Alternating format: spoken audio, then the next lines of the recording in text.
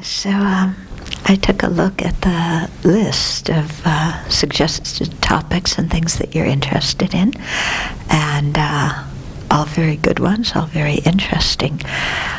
What I'd like to do before jumping into those is to give some background, okay? Because I think when we have the Buddhist worldview, like I was saying yesterday, then that influences how we look at everything else. Yeah. So rather than immediately jump in and talk about responsibility or teachers or whatever, let's get the background in which to place all these other topics. Okay? So we're going to start with ourself. That's where we usually start with things, isn't it? So what we call self, what we call me, is something that is merely labeled in dependence upon a body and a mind. Okay, so there's a body and a mind, and then dependent on that, there's the thought person, or I, or whatever your name is. Okay, or whatever occupation you do. You know, there's lots of different kinds of persons. It could be your occupation or your, anything like that. Even the life form, cat. From a Buddhist viewpoint, cat is also a person. Okay, in the sense that it's, there's an I, there's a self. Yeah, but that self exists. Yeah, independence upon a body and mind. So not as something separate from the body and mind, not having its own entity separate from the body and mind. So not like some kind of self or soul that, you can have a body and your body and mind here, and then your soul, kind of goes somewhere else or whatever.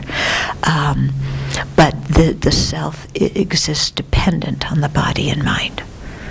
Okay, and yet it's not the body or the mind.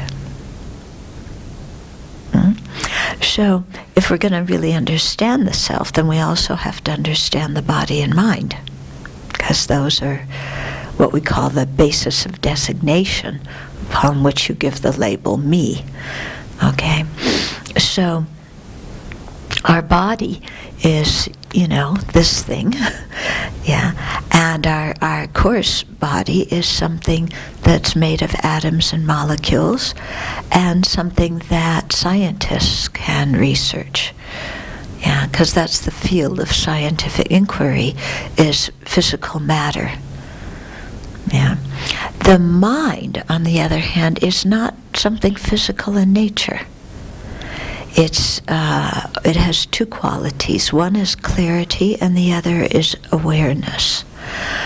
So clarity can mean formless, in that it doesn't have a, it's not the nature of something physical.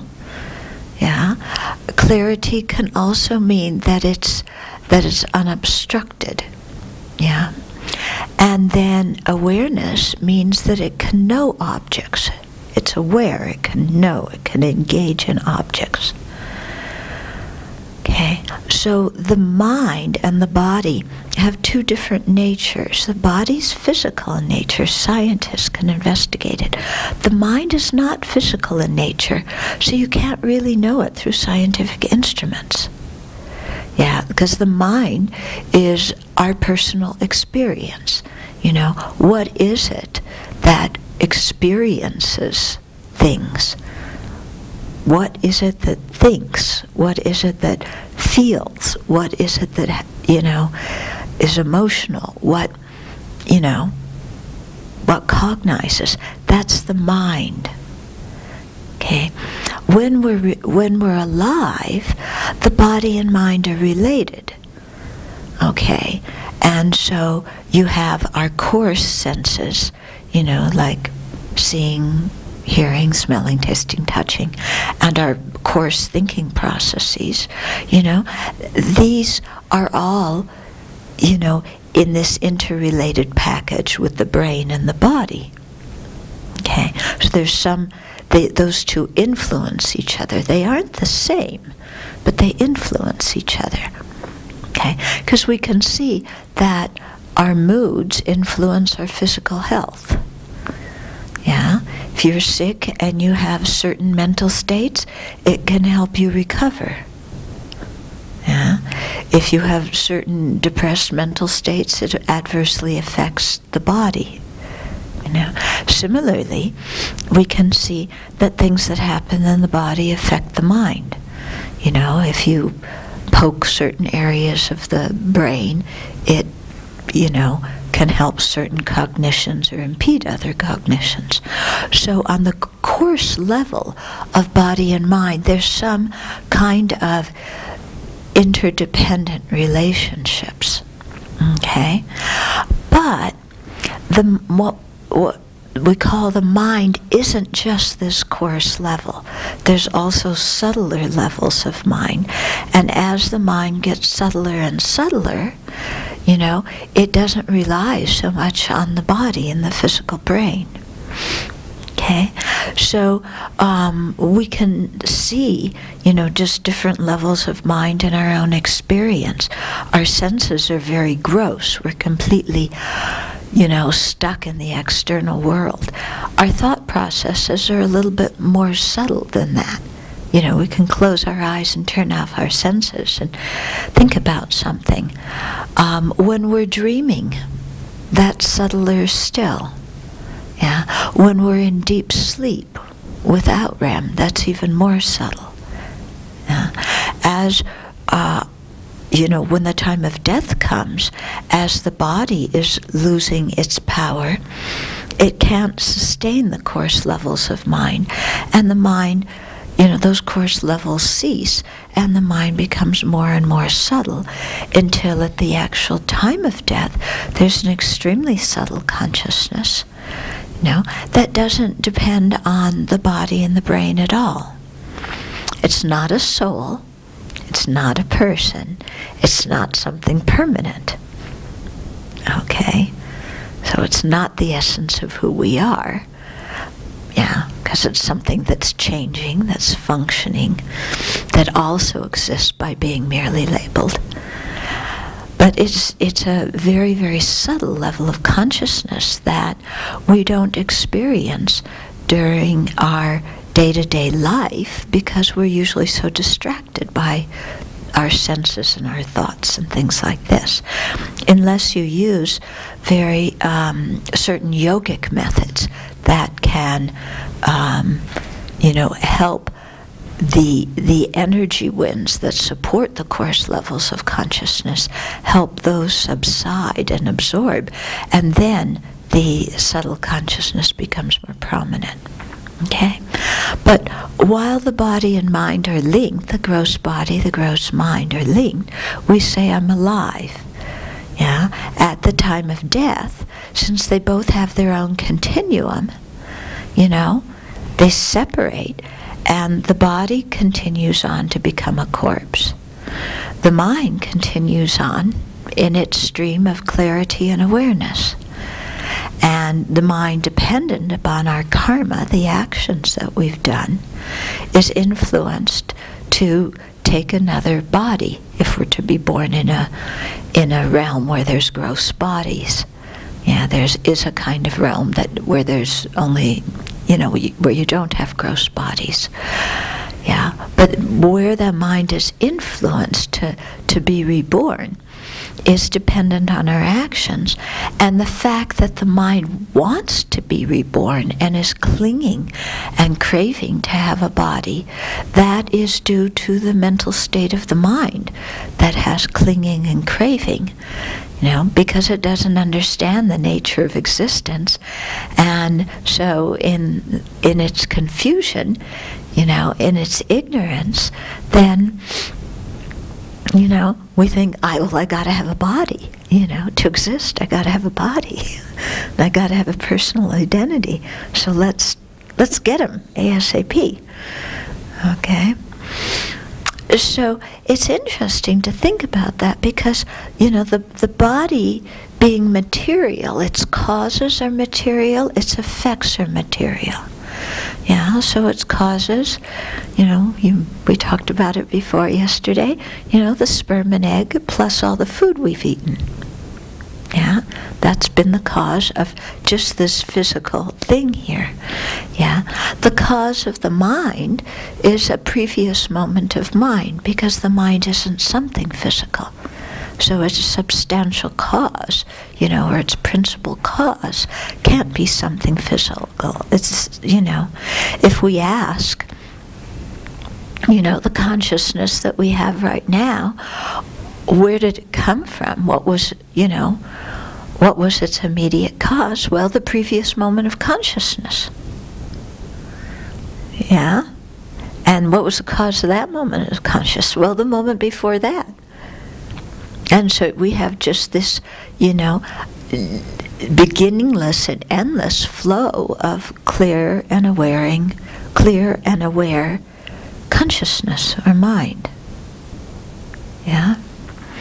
So when you trace the body backwards, you get to the principal causes of the sperm and the egg. Okay? In the womb of our mom. When we trace the cause of the mind back, we have one moment of consciousness before another.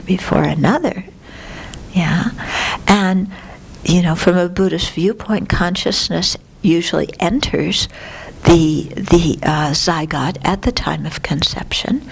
So then, where did that first moment of consciousness that took place in the fertilized egg, where did that come from? Yeah? Where did it come from? Yeah? So, did we gain part of our mother and father's mind? In other words, did they lose their mind when they created us?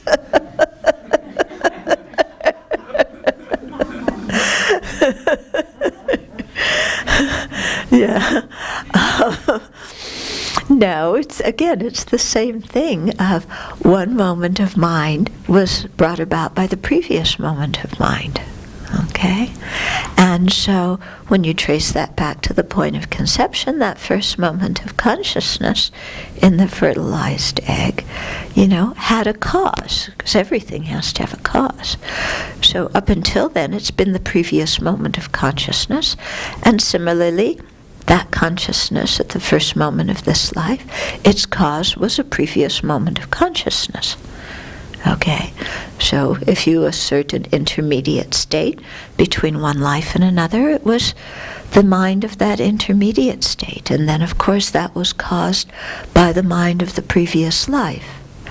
And so in that way, we can trace the continuity of our consciousness back beginninglessly. And similarly, going forward, one moment of clarity and awareness gives rise to another moment of clarity and awareness. Okay? And in the same way, the body, you trace it back. Yeah, the sperm and the egg, where do they come from? Well, they're a product of our parents' genes and everything they ate. And so, we trace it back to different physical causes. And then you might get to the point of the Big Bang, the origin, what they say is the origin of this universe. So, yeah, but was the Big Bang the origin of material existence completely, all material existence? No, because everything that functions has to have had a cause. So the Big Bang had a cause.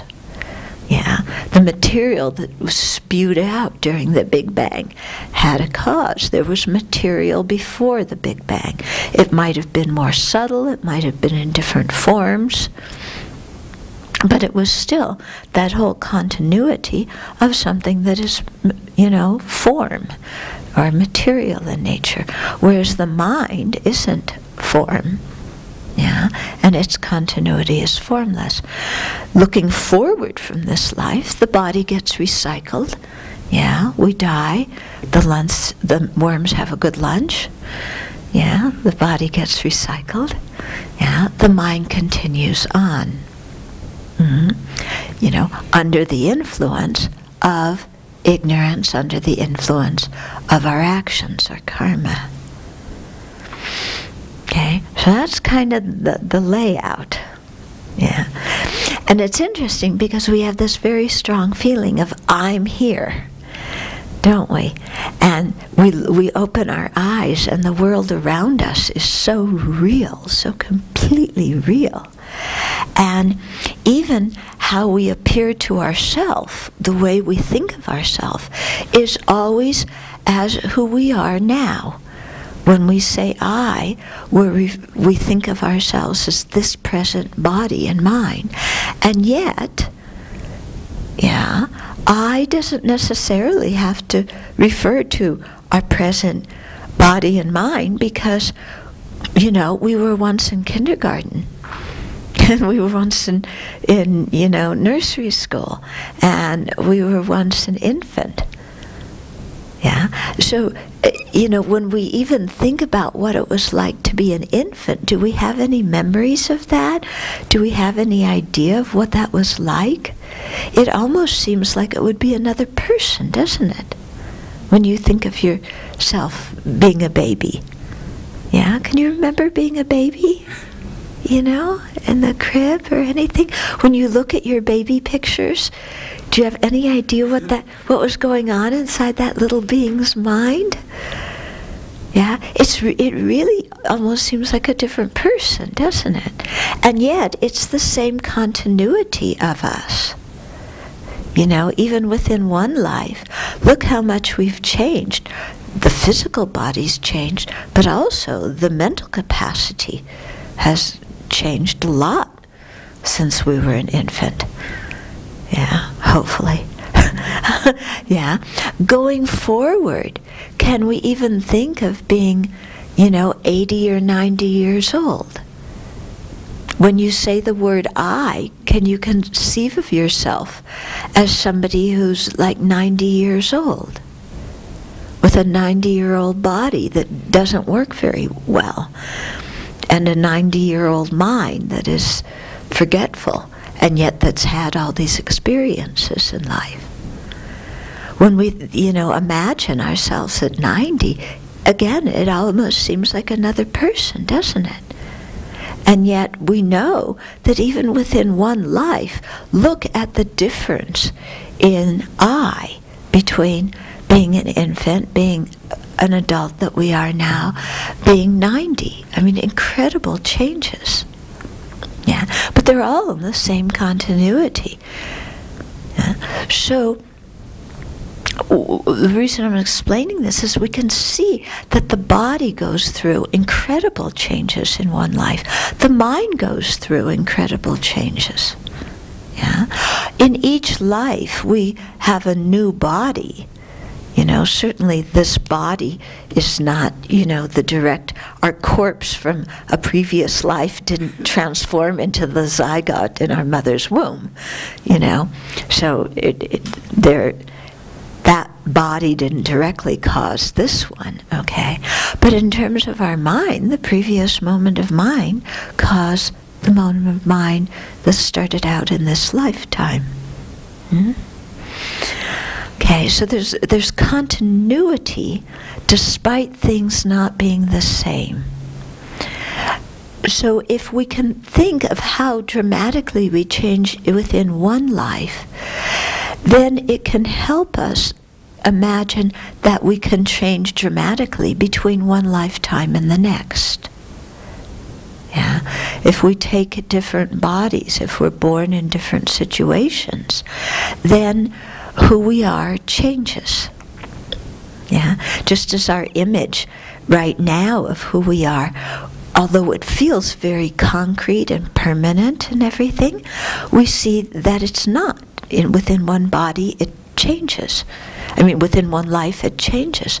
And in a similar way, between one lifetime and the next, we may still have the feeling of I, but it's going to change a whole lot depending on what physical form we're in. Yeah? Even, let's say if we were born, Mexican in our next life, we wouldn't even say I, we would say yo. Yeah, so even the term we gave would be different. Although the feeling, would be the same. The term is different. Okay? So if we look at the mind, more closely, we see that of the two, the body and the mind is really more important. The body changes one life to the next. The body is biologically alive, but the body itself is not what perceives and feels and emotes. That's all the capacity of the mind. Yeah. So, for example, you may have the brain and you have certain firings of the neurons in the brain. Would you say that set of neuron firing is anger, is the experience of anger? No, you wouldn't, would you? Because you could put a brain out there and, you can make it fire. But is that the experience of anger? Or is that the experience of love? No, it's just physical material doing what physical material does.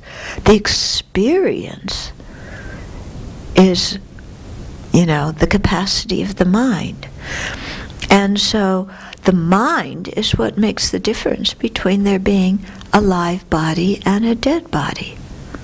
It's the presence or absence of consciousness. And you can see this. I remember at one conference, one of the Mind and Life conferences with His Holiness, way back when, there was one scientist that was very, very reductionist, there's only material stuff. So afterwards, some of us were thinking, when his wife says, "Oh, I love you, dear," he probably says, "What's the proof? I want to read your galvanic skin response, and I want to see what your brain chemistry is doing, because unless I know that, then I don't know whether you really love me." Is that ridiculous, or is that ridiculous, If the brain were the person, it means you could put a brain out there and you say, "Oh, I love you so much," or "I hate you so much." We would never do that with a brain, would we? Yeah? So, the person is much more, it's not the same as the mind, but it's much more related to the mind. When we talk about the person being, merely labeled in dependence upon the body and mind, it's principally the mind, but also the body. In our regular life, we need a body and mind together to say there's a person. But as we go from one life to the next, it can be the mind, and then the mind's attracted to another body, and then the body and mind become, the basis of the label. Okay? So then when we look at the mind, well, what is it that makes the mind get reborn? Why does this keep happening? So I kind of referred to it a little bit before. Is ignorance, the mental factor of ignorance, clouds our mind. And ignorance doesn't know the nature of reality. It doesn't understand what our situation is. It doesn't understand what the alternative to our situation is. Okay, in other words, it doesn't understand the Four Noble Truths, the unsatisfactory nature of our life, the fact that there's causes for that, the fact that there's an alternative state of liberation, and the fact that there's a path leading to that alternative state. So the ignorance doesn't understand all of that. And the ignorance also actively apprehends things or grasps things in an erroneous way. Okay? So for example, whereas things exist dependently, ignorance grasps them as existing independently. Okay? So let's look at this a little bit closer and get clear that things exist dependently. Yeah. Somebody once said if the Buddha had a slogan, it would be dependent arising. Yeah, maybe that's what the brand of the Buddha would be. Dependent arising. So let's just take the clock, okay? When we look at the clock, it looks like there's one thing here that is a clock that has the nature of clock, doesn't it? Like any person who walked in this room should know it's a clock, because it has some clock nature from its own side. That's how it appears to us. Okay. But when we look, what really is the clock? I won't take it apart because we'll never get it back together. But imagine we could take it apart and you take off this part and that and the battery and the screen and the chips inside and things like that. And let's say you put all the parts of the clock out here. Yeah. Would any one of those parts be a clock? No. Okay. Would that collection of parts be a clock, just if the parts were laid out here? Does that collection, is that a clock? No. Okay. It's only when the parts are put together in a certain fashion that performs a particular function. Yeah. In other words, telling us what time it is. Only then does it become a clock. Okay? So you may still have all the same pieces there as you do here. But the pieces separated are not a clock. The collection isn't a clock. The individual pieces aren't a clock. But the whole thing put together in a certain way that performs a particular function becomes a clock. It's kind of like magic, isn't it? When you look at it. All the parts themselves are not a clock. And you can't use any of them by themselves to tell time. But it's only dependent on gathering all of those parts together in a particular way and using it for a certain function that then it becomes a clock. Okay? So when we look at it that way, is the clock dependent or independent? It's dependent. Okay, it's dependent on its parts, isn't it? It's dependent on somebody putting those parts together in a particular order. And it's dependent on us needing something to tell time with and having the whole idea of time and the whole idea of a device to tell time and this thing fulfilling that function. Yeah.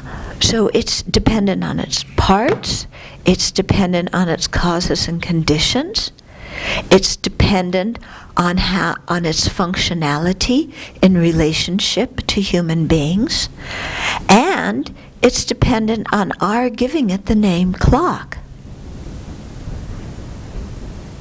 Okay? So, when we look, the clock through and through is dependent. And yet, when we look at the clock, it looks like it has its own independent clock nature, doesn't it?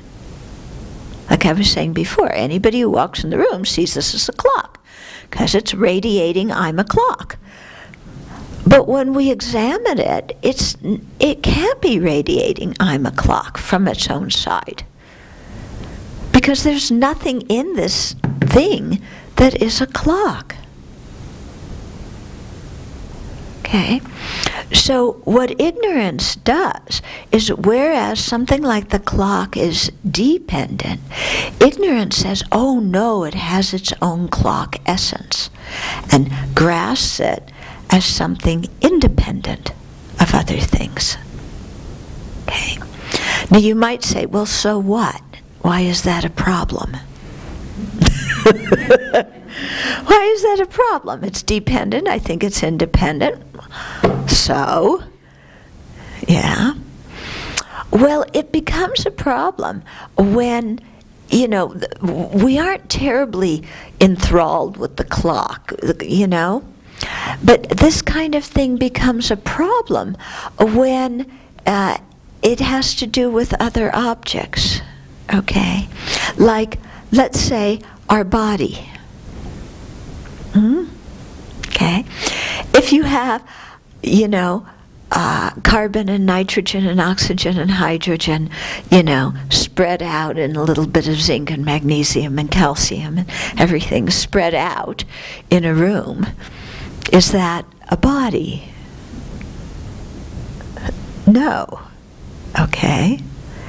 When you put all those things together in a particular formation,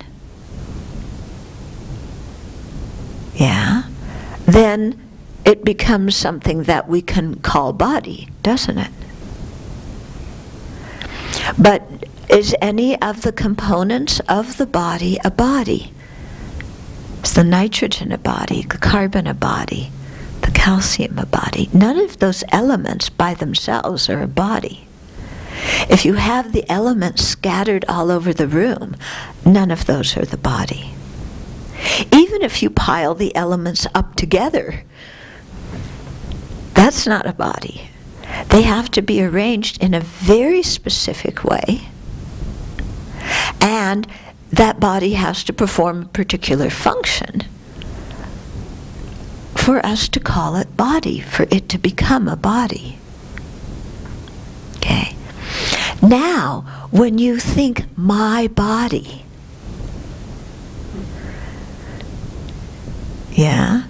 do you think, oh, there's just calcium and, nitrogen and zinc and,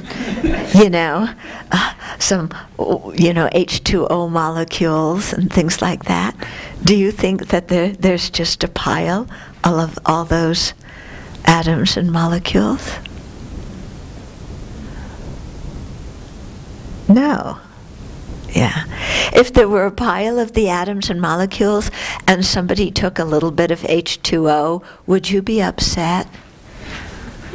You wouldn't miss it, They took a little zinc, a pinch of zinc, who cares? But when all those things are put into a certain form that becomes recognized as a body, then do you want to give your H2O to somebody else? Do you want to give your iron away so that you have iron deficiency? All of a sudden, it has a whole different meaning, doesn't it? Saying body. And then especially when we add the word my to it. Okay, my body becomes a real big deal, doesn't it? Yeah. I mean, my bed, my career, my family, my friends, those are big deals, my possessions. But our body is a bigger deal than most of those things. Although you might have a few close relationships that you think, oh, they're more important than my body. Yeah. But, our body is definitely something that we're attached to. And yet, it's nothing more than all these elements put in a certain formation. And when the elements aren't in that formation, we don't have any attachment to them. When they're put in a certain formation, we get more attached. Oh, a body. And then when we give it the label mine, then wow, we really take off. Yeah. Because, when you say, Harry's body, does a Harry's body mean as much to you as my body? No, Harry's body, especially if he lives in Timbuktu across the world, 8,000 people died of starvation. Harry was one of them. That's too bad, but it's not a big deal to us. But if I don't have enough to eat for breakfast, and my body's hungry, it's a big deal. Isn't it? It's such a big deal that we will quarrel with other people in order to get more food when we're hungry. And we will steal from other people to feed this body. And we will go to extreme lengths to make this body attractive. We will even put things inside this body that are not good for the body to make it more attractive. You have to use Botox for this or that, or dye your hair, or, put implants so that your body bulges where you want it to bulge and doesn't bulge where you don't want it to bulge, But look what we do for this body because we're so attached to it.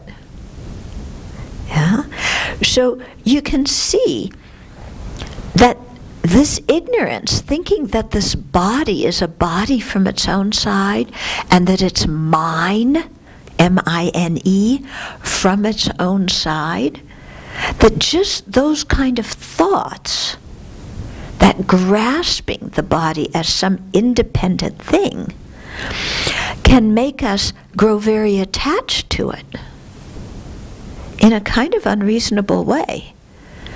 And through our attachment, we go about getting all the things to protect this body and make it well and happy. And sometimes we hurt other people in the process, or we do illegal or non-virtuous things to get the stuff that we want to take care of this body. And then if anybody interferes with the happiness of this body, we punch them in the nose. And so you have violence in order to protect this body.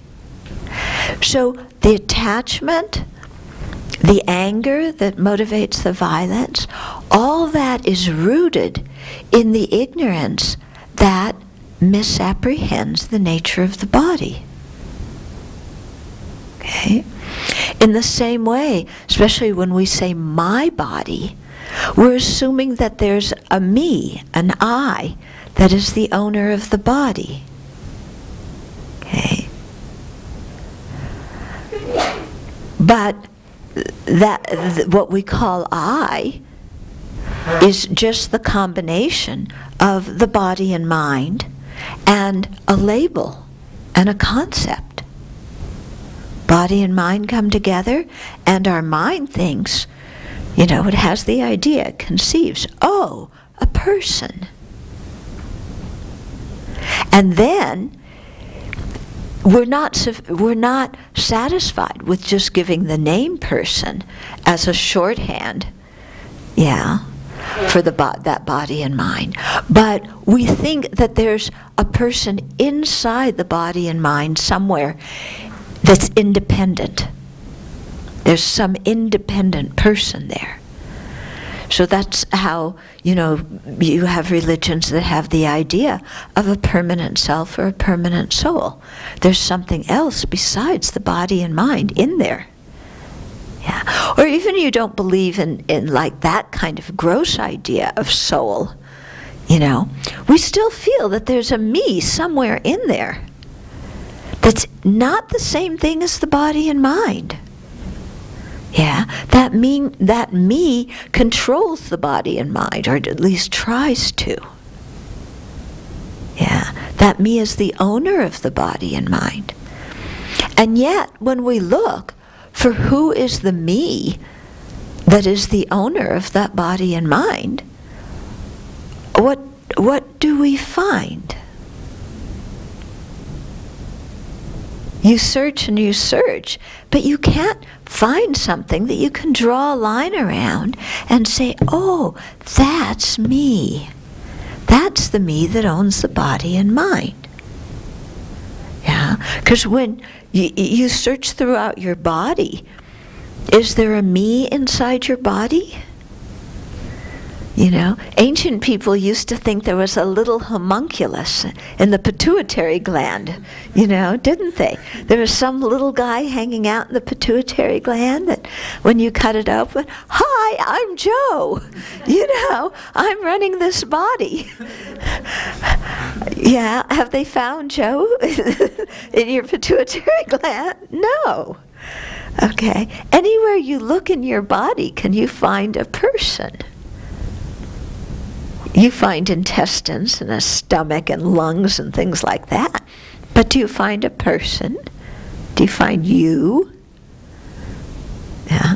When you look in all the different parts of your mind, the different kinds of consciousnesses you have, the different moods you have, the different cognitions you have, can you identify something that, oh, this is me? Yeah, very difficult. We can't identify. And yet, when we don't analyze, there's definitely the feeling that there's a person there. Isn't there? When we analyze, we can't find that independent person. When we don't analyze, they appear.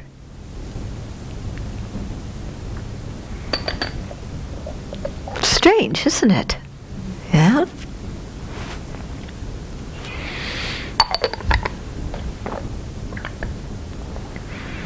But do we say the person's totally non-existent because we can't find them when we analyze? We can't say the person's totally non-existent because there's people in this room, aren't there? Yeah, there's people. The person exists. Yeah. When somebody's there, we say Jack's walking. We don't say that body and mind are walking. Yeah, that body and mind in a blue t-shirt, black t-shirt, black sweatshirt, blue sweatshirt, blue-black sweatshirt. Yeah, is walking. I mean, that takes a long time, doesn't it? And especially if he changes clothes every day, then how do we know that there's some continuity of the person there? Yeah, so we say Jack as a convenient abbreviation. Okay, but when we look inside that body, when we look inside the mind that's, you know, working together with that body, we can't find anything that we can say is him. Okay, so he exists dependently, but he doesn't exist independently as some findable thing. Okay, so if that's the way things really are, then if our ignorance grasps things in the opposite way and says, but there really are these inherently existent independent people from their own side, yeah, then that ignorance is not in accord with reality, and it's going to cause us some problems because, you know, we start thinking there's an independent person, Jack, in there. There's an independent children in here. Well, who's more important? Me! Me! Of course, he's saying the same thing. Yeah. But when it comes to, you know, limited resources, yeah, we become attached based on I, don't we?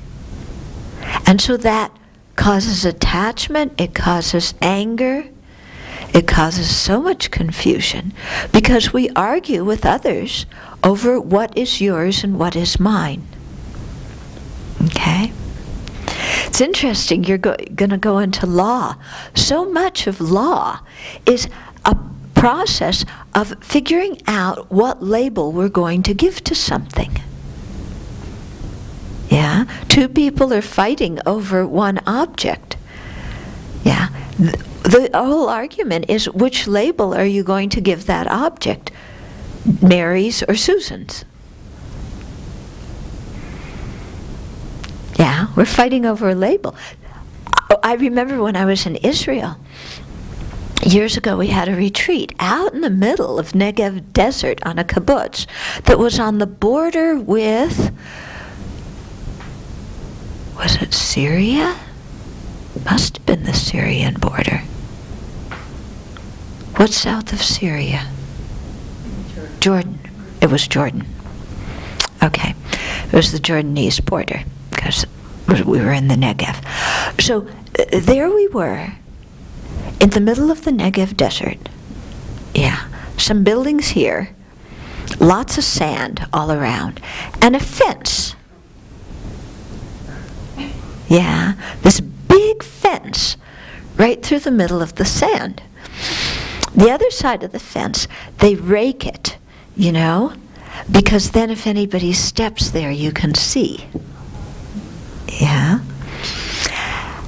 But you look, and you know, this is a border between two countries. And if somebody took that fence and moved it 10 feet this way, or 10 feet this way, somebody else is going to be really unhappy. And they're going to argue over where to put that fence in the middle of the sand. Because this sand is yours and that sand is mine. It's all just sand. It's the human mind that that gives these labels and develops these conceptions of Jordan and Israel, of yours and mine. Yeah, but not being satisfied by using terms and concepts as a shorthand, we think they have some independent essence. They refer to some independent entity, you know. And then based on that, there being independent entities, we argue over who gets what. Yeah? When you see it like that, it's really sad, isn't it?